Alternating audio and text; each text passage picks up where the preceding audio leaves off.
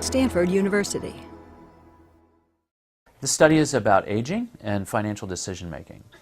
We know something about aging and memory, but we don't know as much about aging and financial decision-making. And we know even less about how the brain is involved over time as people age in financial decision-making.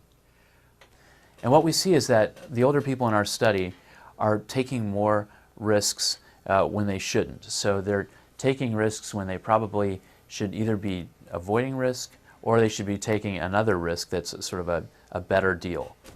And we could see what was happening in their brain before they made these decisions. And we were able to find that in a specific region of older people's brains, it's called the nucleus accumbens, it's deep in your brain, there was more signal variability or noise in that region when they were making these decisions, and that could account for individual differences in taking these risks. And we think that the neurotransmitter dopamine is involved. So one story about aging is that your dopamine function goes down as you age. And that doesn't seem to be the case exactly in this study. It seems that there's still activity in this region, but it's just less predictable. And because it's less predictable, we think that leads people to make more random choices when they're taking financial risks. Well, we all make lousy decisions, and we don't know a whole lot about how aging affects decision-making, especially in the financial realm. And this is becoming increasingly important because, as you know, the global population is aging.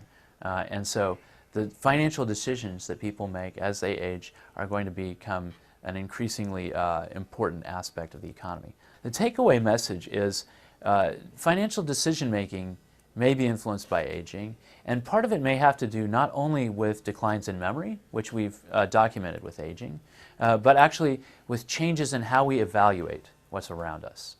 And this is what we're able to establish using brain imaging in this study.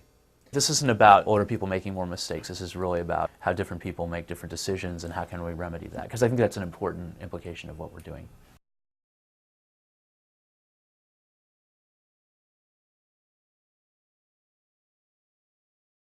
For more, please visit us at stanford.edu.